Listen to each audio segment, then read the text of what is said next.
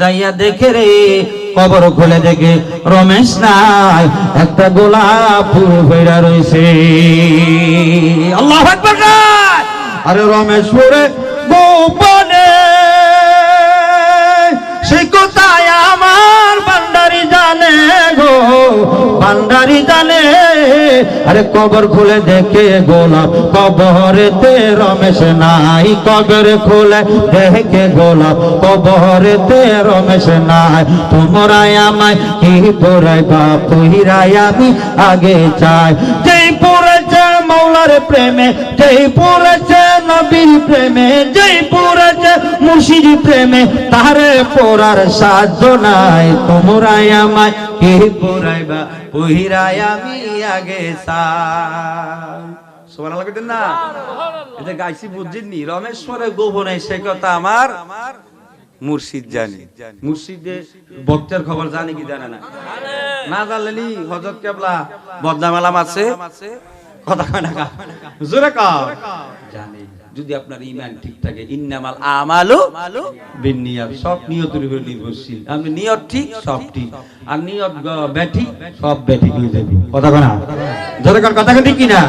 কাঠুরিয়া যখন জঙ্গলের মধ্যে কাঠ কাটতে গেল, হঠাৎ করে তাকে বাঘে ধরে ফেলল। সুবহানাল্লাহ কইতেন না?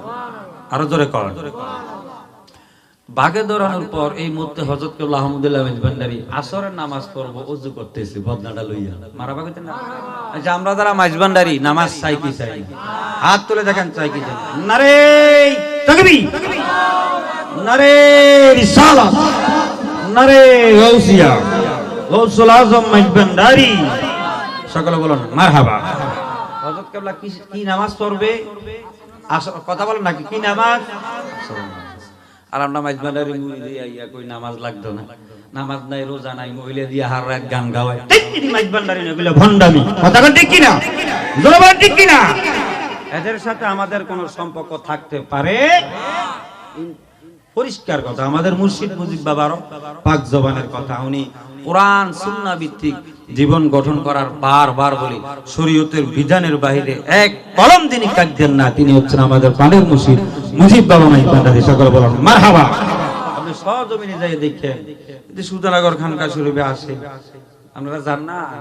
আচ্ছা, বাবার লগতে দেখা করে মহিলা থাইনি বেড়াইতে লাগে, মহিলাটি কইতে কথা কয় না কেন? মুর্শিদ কেবলা আইলে যত মহিলা পর্দা থাকে, অন্য জায়গায় মহিলা পর্দা থাকতে পারে না? কথা কয় না কা? আবার মাজারে হোক, দরবারে হোক, যেখানে হোক, মুর্শিদের হুকুম মানা কিটা? মুর্শিদের হুকুম মানা কিটা?